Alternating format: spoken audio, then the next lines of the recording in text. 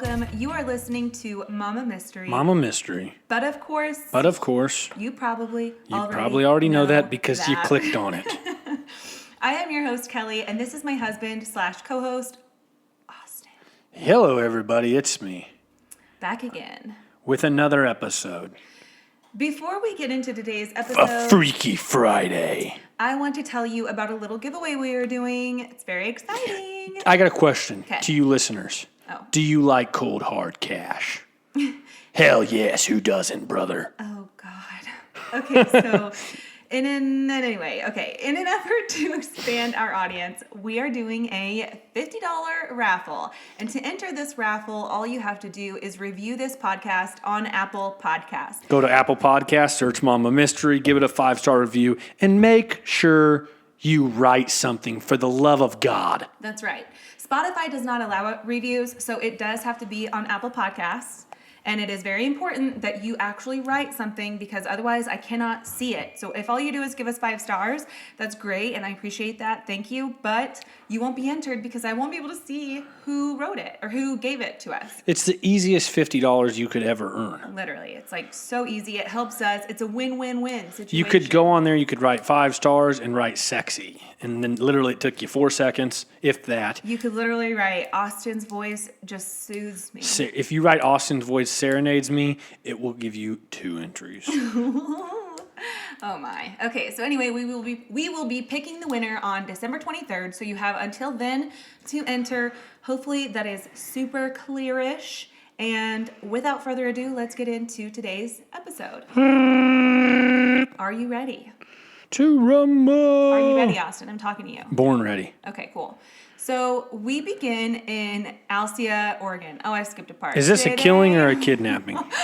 Today we're talking about the murder of Anna Repkina. Oh, great. Okay. Is she hot? Austin, why I hate that you do this. Why? I hate it. Why? Why? Who cares if she's hot? She's a human being. No, absolutely. I know. I just like knowing. It doesn't matter. Let's get into the show. We're in Oregon. You need to grow up. Grow up, Austin. Gosh, what an idiot. So anyway, we begin in Alcia, Oregon, okay, on April 17th of 2017 with a man named Russell Sloan. Russell is out walking along the trails of a wooded area near his home. He begins walking up a little off-road when he discovers that what he originally thought to be a prank. It appeared to be a woman laying on the ground, face up, with her eyes wide open, just gazing at the sky. It was immediately apparent that she was dead, having suffered from a massive gunshot blast to the head. She was wearing blue jeans, black running shoes, a gray hoodie, and a black jacket. Her legs were stretched out in front of her, and her arms were down at her sides, and one of her blonde hairs was tangled around her finger. He walks up to her, touches her hand, and tries to just confirm that this isn't a cruel joke, and he realizes that it's real flesh and bone, so he calls the police. Police arrive immediately. They discover trash thrown around the crime scene. There were old beer bottles, scraps of paper, other garbage, but a few things stood out, like a nearly full cup of Dutch Brothers coffee, a Monster energy drink, and a plastic KFC bag that contained food and a receipt from a KFC in Corvallis, which is nearby. The receipt had a date of April 14th, just a few days prior to when this woman's body was discovered. The police try finding identifying information on the woman's body, but she has no ID, like no wallet, nothing on her, okay? They do find a tattoo of an EKG with the script, "It beats for you," in cursive. Eventually, they discover that the woman's name is Anna Repkina. She sounds like... Repkina sounds Russian. Yes, you would be right. Anna Repkina was originally from Moscow, Russia. She was 27, smart, very beautiful, intelligent. She loved to travel. She worked for IKEA. She loved cats. And she knew she really wanted to settle down and start a family. But she was newly single after breaking up with her boyfriend of about 7 years. So she got on a Russian dating website, which is where she met William Hargrove from Oregon. They started chatting all the time, which evolved into video calls. They had a lot in common. They loved the same music, like they loved rock and roll type of music. They loved traveling, and they would often exchange funny memes Sorry, I got a little tripped up there. They exchanged thousands of messages, and their relationship continued to evolve into a romantic one, and they began to dream about her moving to Oregon to be with him. Will was about 26 and worked as a mechanic at a local auto dealership. On his downtime, he would play pool, sing karaoke with his friends. His friends described him as very outgoing, charismatic. He had a big personality and was considered to be a great friend. Will was in the Marines and at one point was stationed in Russia, which was where he began his affinity for all things Russian, including the women, apparently. So eventually, Anna would fly to Oregon to be united with Will for the holidays. In December of 2016, she planned her trip to Portland, but accidentally flew into Portland, Maine, instead of Portland, Oregon. It's a big mistake. Big whoopsie. It's like Other total side of the opposite end country. of the country. She eventually made it to the right Portland, and they had a blast for the next 10 days. It was a whirlwind romance, and by the end of the 10 days, Will proposed to Anna, and she said yes. Anna flew back to Moscow and eagerly began planning their fairy tale wedding to the love of her life, Will. Do you think they were really in love? I think that... They don't look like they'd go together. Oh, you looked them up, yeah. Googled them. Which, by the way, if you're listening to this, I will have pictures of these people on my Instagram and Facebook page. So, Mama Mystery, if you want to see what these people look like. But, Anna was way out of Will's league, for sure. Will outkicked his coverage. He just looked kind of creepy. Like, I don't know how else to describe it. He had, like, really dark circles under his eyes. He just kind of looked like someone who probably rarely slept. I mean, all of this sounds like really shallow of me, but I know what happened here. So I'm, talking about how I view this person after already knowing what has happened. So, maybe that's why. But no, Anna for sure was way out of his league. And, I do hear about women from other countries who are eager to come to the U.S. because they want a better life for themselves or sometimes their kids. And then you also hear about men searching for women in other countries because, one, maybe they have a tough time finding one locally. And two, a lot of times women from other countries are grown up with like a more strict environment where the women are a little more submissive to men. So some men find that really attractive, and that's why they choose women from other countries. That's interesting. Yeah. So I guess women in the U.S. are just a little too independent for some men. INDEPENDENT. Do you know what that means? Exactly. Yeah, I'm bobbing my head. You can't see buddy. it because you're only listening, but I'm doing it. Yeah, if you could see it, you'd see it. Yeah. So anyway, there was one obstacle in their relationship, though, that they would have to overcome. And do you know what that is? The borders. The what? Their visa. Oh, no. Citizenship. No. Will had a wife. Oh, whoopsies. Wah, Sorry, wah, not a wah. wife. I'm so sorry. Not a wife. Oh. I already know it's not a wife. I don't know why I said wife. It's a girlfriend. Either way.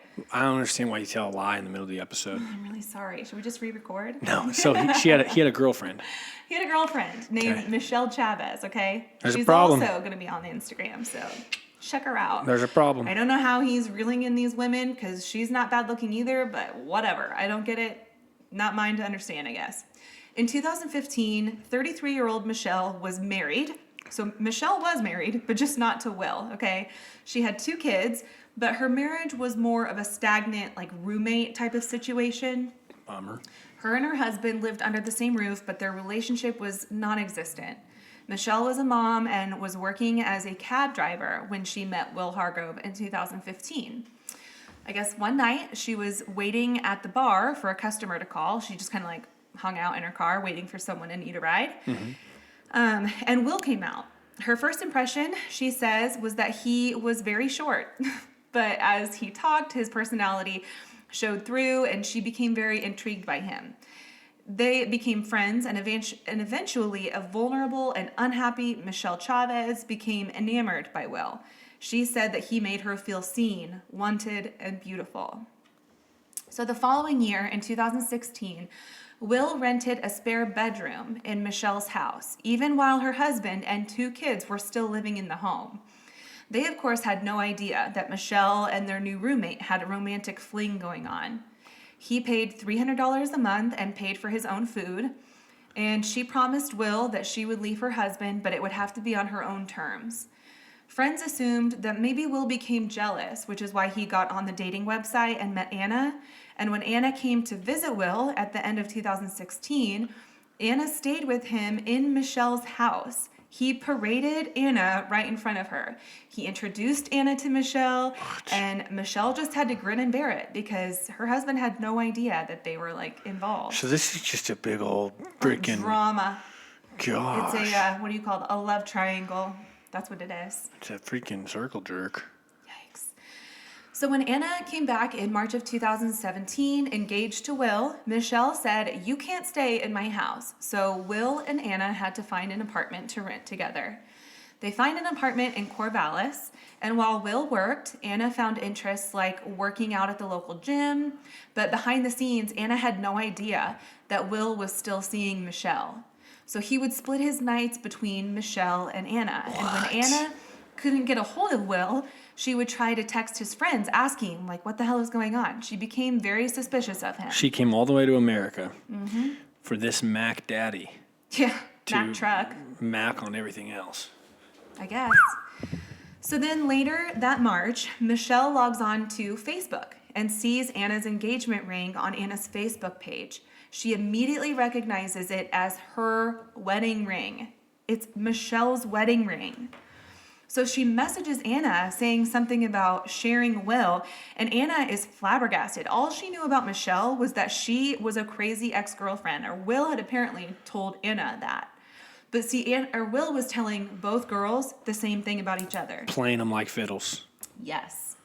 So playing and the them way like he ended up harmonicas. with her wedding ring was apparently Michelle promised Will that she was going to leave her husband, and so she gave Will her wedding ring as kind of like collateral, like, here, have this wedding ring, like, I promise I'm going to do it, here's the proof, have the ring. And he gave it to another chick. He freaking gave it to Anna. Man, what a weird deal.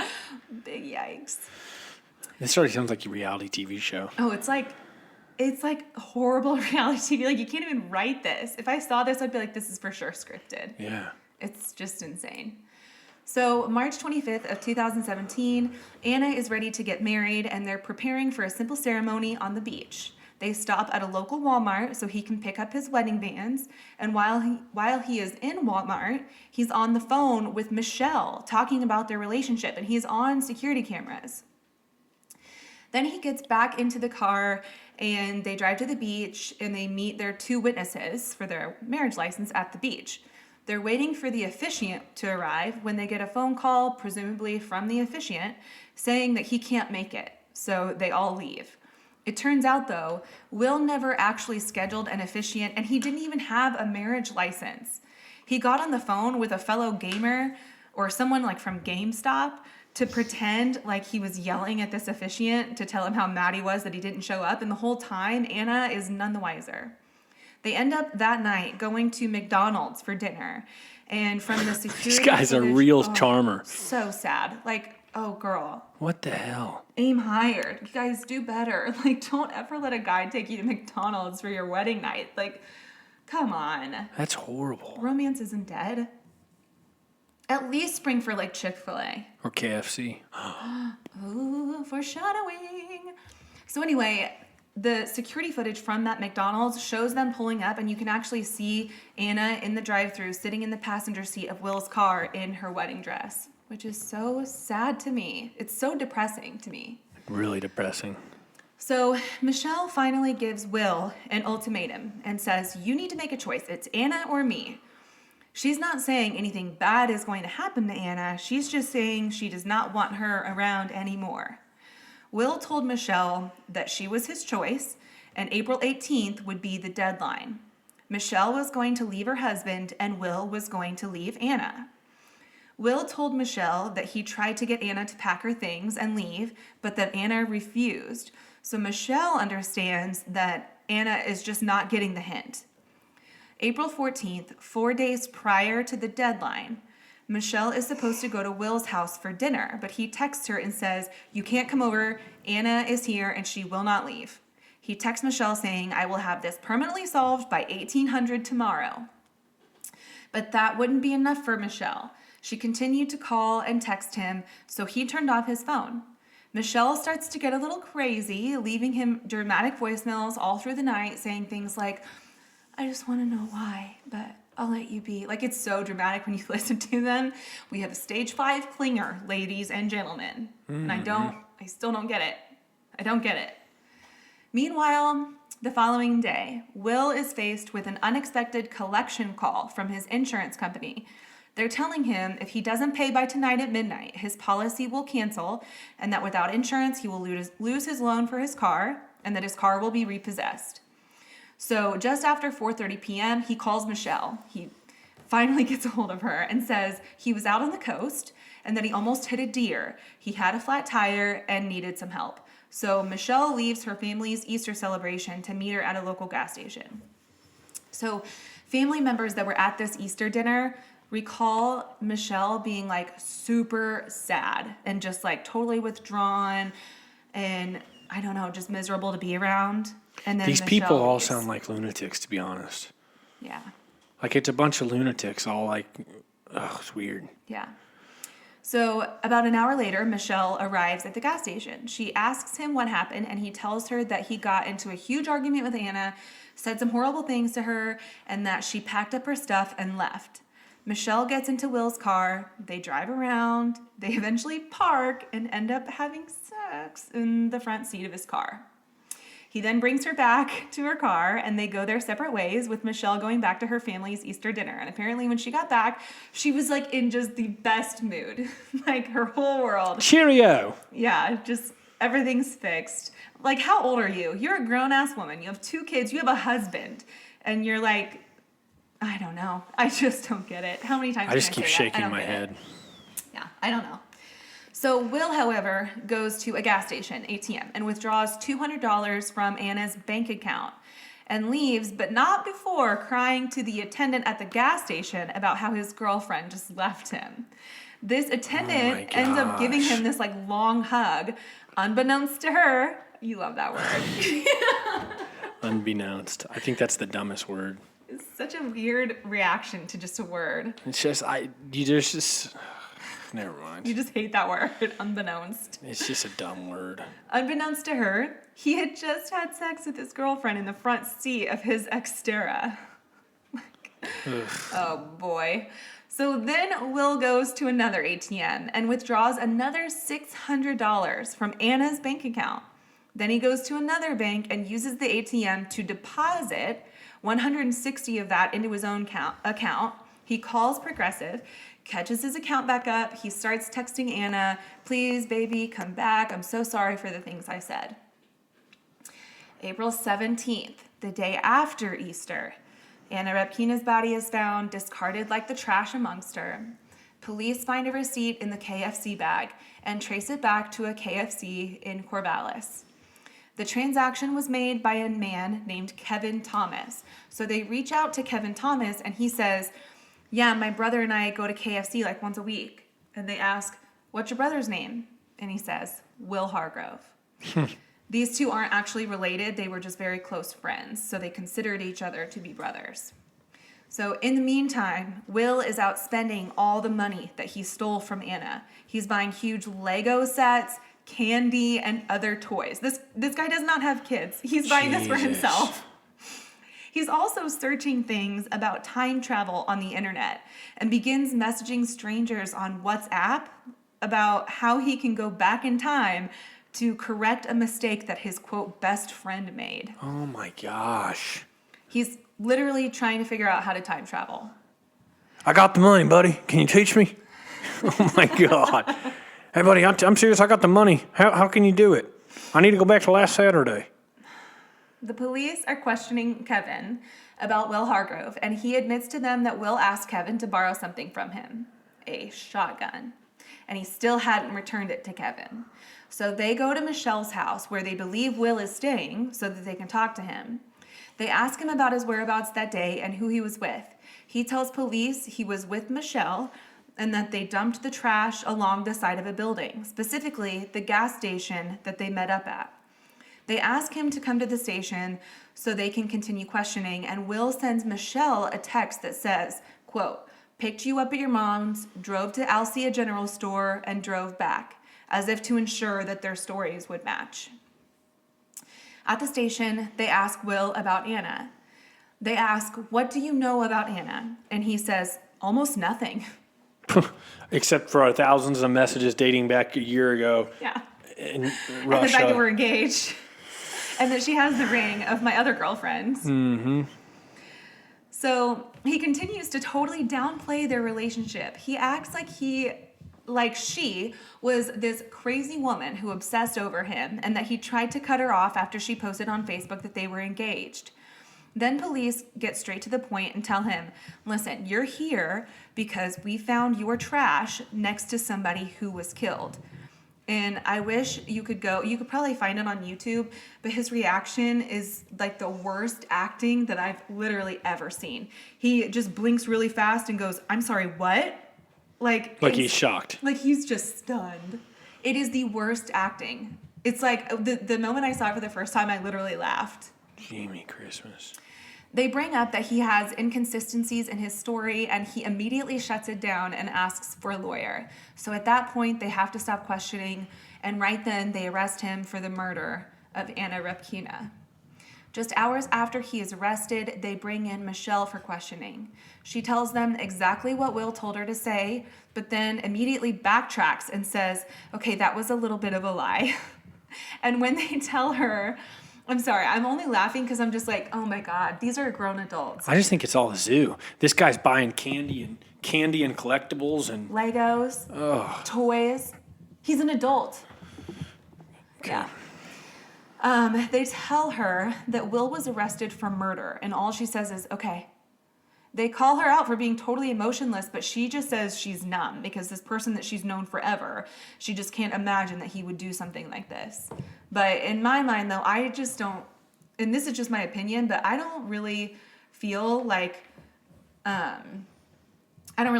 she's completely unaware of what's going on. I think she knows something. So anyway, once the trial started, the defense tried to pin it all on Michelle. They pointed out that she was the one with the motive to kill her. She was the one with Anna's cell phone after Anna died. And when they traced her phone records, she was pinged at the exact location that Anna died, just 1 month prior to her death. The defense said she took the shotgun from Will Hargrove. But here's the thing, Michelle's DNA nor her fingerprints were found on the shotgun, but Will's was. Also, they traced Will's phone as well. His phone pinged at the location Anna died around the time investigators believed that she was killed. And he called Michelle that day, and Michelle's phone pinged at her mom's, where she said she was. So the trial took 1 month. Will Hargrove was found guilty of first-degree murder, identity theft, and 2 counts of second-degree theft. He was sentenced in January of 2020 to life in prison with the possibility of parole after 25 years. Michelle, however, was never charged in this case. She does say, though, that the scrutiny of this case got so bad that she tried to take her own life. What was the identity theft for? Probably impersonating Anna and using her card. I mean, that's my guess anyway. Freaking lunatic. Yeah, pretty wild. And he'll have no parole, right? He has the possibility of parole after 25 years. So, when you get life in prison with the possibility of parole, that means you go in front of the parole board, ask if you can go on parole, but they can deny it. But you only get that opportunity after 25 years. So he's going to spend, at the very least, 25 years in prison. I just think they're all lunatics. It sounds like a crappy reality TV show. Yeah. And it's real life. And how depressing is it to think that that's really out there? Yeah, that people really act like this. There's people that really live lives like this. Yeah. It's weird as hell. It always amazes me, too, when someone kills somebody and then texts them afterwards as if, that's going to establish an alibi. Hell, I didn't even know they were dead. See, I texted them. See, I have proof right here, Mr. Officer. I was at the store buying Legos and I texted her. You're right. That's so convincing. Gosh, it's weird. You're probably innocent. Anyway, that's the story. That was a short and sweet one, only about 25 minutes long. Short and weird one. Short and very weird. Definitely not sweet. Short and bittersweet, I guess. Freaking weirdos. Bittersweet that justice And she's was still, served. Michelle's out there still running around. Yeah, Michelle's probably listening to this podcast. I always say that. I don't think anyone. I always act like the criminals are listening I to don't us. think they are. Maybe they are. Maybe they're Googling themselves or their cases and they listen to it. Who knows? Well, if you are listening to this, Michelle, Most of them are pretty narcissistic, so I wouldn't be surprised. if you are listening to this, Michelle, I think you're a weirdo. And I think you always have been weird. Yeah.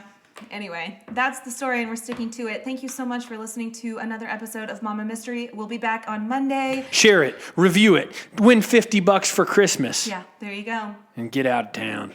Mama Mystery out. Bye.